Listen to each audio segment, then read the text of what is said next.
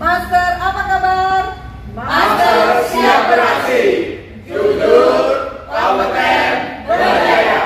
Perkenalkan, saya Iva Sofia, panggilannya Iva.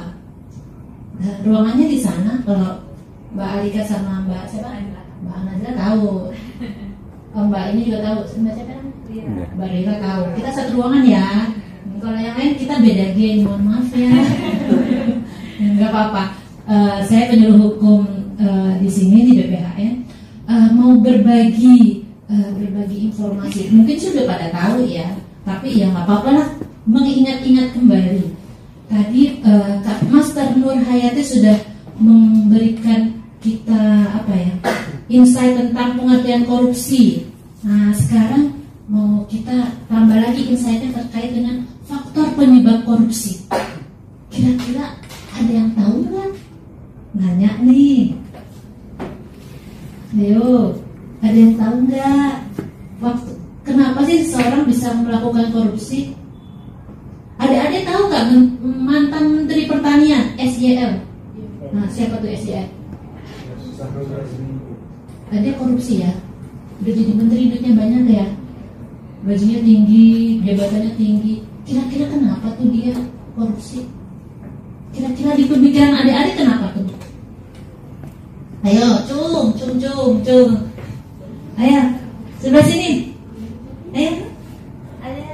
Kasih pendapat dong, nggak apa-apa. Ayo dong. Nggak ada benar salah di sini. Ayo, aja. Apa sih? Kira-kira tuh kenapa sih? Kira-kira kenapa dia korupsi? Ayo kenapa? Ayo kenapa? Rino kayaknya udah googling nih. Apa? Tadi udah googling. Boleh. Pastinya kalau awalnya itu karena adanya kesempatan, Bu. Ya, kan jadi orang yang korupsi itu kan pasti punya wewenangnya atas hal itu. Jadi mungkin ditambahi dengan ketidaksadaran akan tanggung jawabnya sendiri gitu, Bu. Jadi dia melakukan itu. Oke. Itu kalau dari saya, Bu. Terima kasih. Tepat itu. Dia tuh bener. Ada kesempatan. Oke. Kita jadi penyebab korupsi itu jadi ada dari internal dan eksternal. Jadi bisa dari dalam diri kita ya, internal ya. Bisa tadi itu. Bisa juga dari eksternal, dari luar diri kita. Jadi kalau menurut teori, ini teori. Ada yang kenal sama si Robert Kierkegaard nggak? Tukang tahu? Kurang tahu. Maaf. Saya juga nggak kenal sih. Tapi si Robert Kierkegaard ini, menurut tadi saya searching, dia merupakan seorang akademisi. Jadi kata beliau, korupsi dapat terjadi jika ada monopoli kekuasaan yang dipegang oleh seseorang yang memiliki kemerdekaan bertindak atau yang berlebihan tanpa adanya pertanggungjawaban yang jelas. Tepat sekali tadi yang dibilang sama Dira tuh. Jadi dia punya kekuasaan, punya apa? Jadi dia bisa ya, karena dia ada kekuasaan, dia ada kesempatan, dia bisa bertindak melakukan korupsi. Jadi ini ada rumusnya. Jadi korupsi itu kata si Robert Kierkegaard itu rumusnya korupsi sama dengan discriminatory plus monopoly minus accountability. Jadi katanya korupsi itu berdasarkan dari direction. Jadi dia punya bisa buat kebijakan, ditambah dia punya monopoli atau kekuasaan, tetapi dia tuh minus akuntabilitas. Jadi tidak punya akuntabilitas itu kesesuaian antara peraturan dengan yang dilaksanakan gitu, seperti itu ya. Jadi seperti itu deh salah satu faktor penyebab korupsi. Sedangkan teori lain ada yang disebut dengan teori Ghosn, G-O-N-E. Ghosn ini adalah akronim. Jadi pencetusnya adalah seorang yang bernama Jack Bologna. Saya juga belum pernah lihat ya orangnya, tapi menurut beliau Ghosn teori itu adalah penyebab korupsi. Ghosn, greedy, keserakahan. Jadi kayak si tadi mantan menteri itu kira-kira serakah nggak ya, Dek? celaka ya, udah jabatan tinggi, gaji tinggi, tapi melakukan korupsi. Jadi dia punya ada faktor internalnya yaitu keserakahan. Jadi setelah G itu ada O, opportunity, kesempatan. Jadi kayak tadi tuh dia udah jadi menteri tapi masih korupsi, mungkin dia ada kesempatan kali ya bisa melakukan korupsi. Kemudian juga ada need, kebutuhan. Dia mungkin banyak pengen macam-macam, pengen pamer, punya kebutuhan yang banyak. Misalnya ya pelaku korupsi gajinya sedikit, akhirnya dia melakukan korupsi.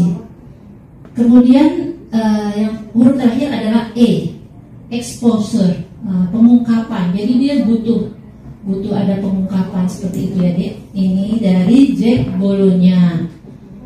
Kira-kira nih yang menurut Jack Bolonya ini, game teori ini bisa termasuk internal atau eksternal?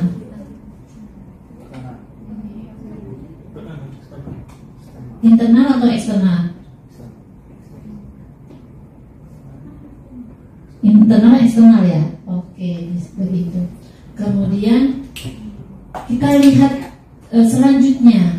Ini yang saya sih pendek-pendek aja. Nanti adik-adik masuk ya.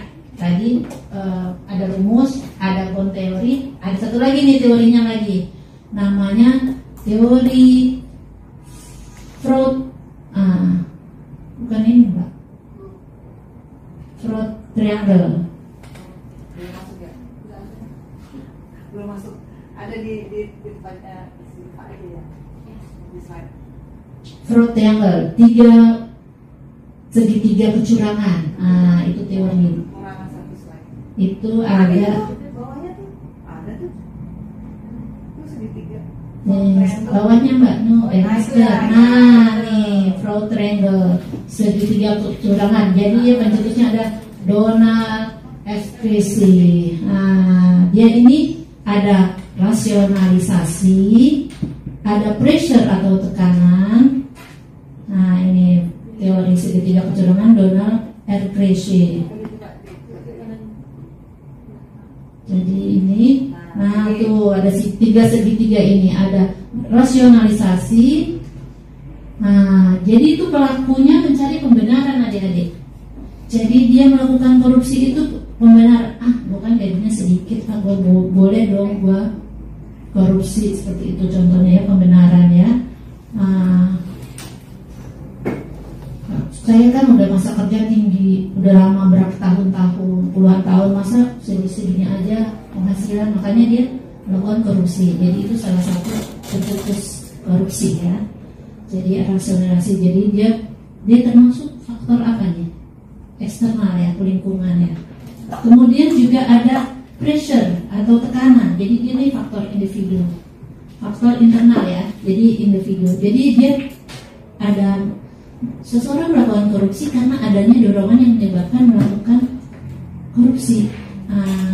Contohnya itu gaya hidup mewah itu. Jadi dia orang yang tergantung narkoba, dia cari duit akhirnya korupsi, gitu kan, bisa jadi itu karena tekanan dia melakukan itu. Kemudian juga ada segitiga terakhir ini adalah opportunity atau kelemahan sistem. Nah ini juga merupakan faktor eksternal penyebab korupsi ya, Dek. Jadi kesempatan atau peluang yang memungkinkan terjadinya korupsi biasanya karena disebabkan faktor internal, misalnya organisasinya lemah, nggak ada pengawasan. Kemudian juga ada penyalahgunaan wewenang, seperti tadi kasus mantan Menteri Pertanian ya, penyalahgunaan wewenang. Jadi adik-adik, korupsi itu ada timbul dari berdasarkan adanya niat. Segala sesuatu ada niat. Kemudian juga ada pembenaran dan juga ada kesempatan. Jadi waspadalah. Oke. Ngantuk ya? Enggak ya? Boleh minum. Oke adik-adik, mungkin sedikit ini aja yang saya sharing. Nanti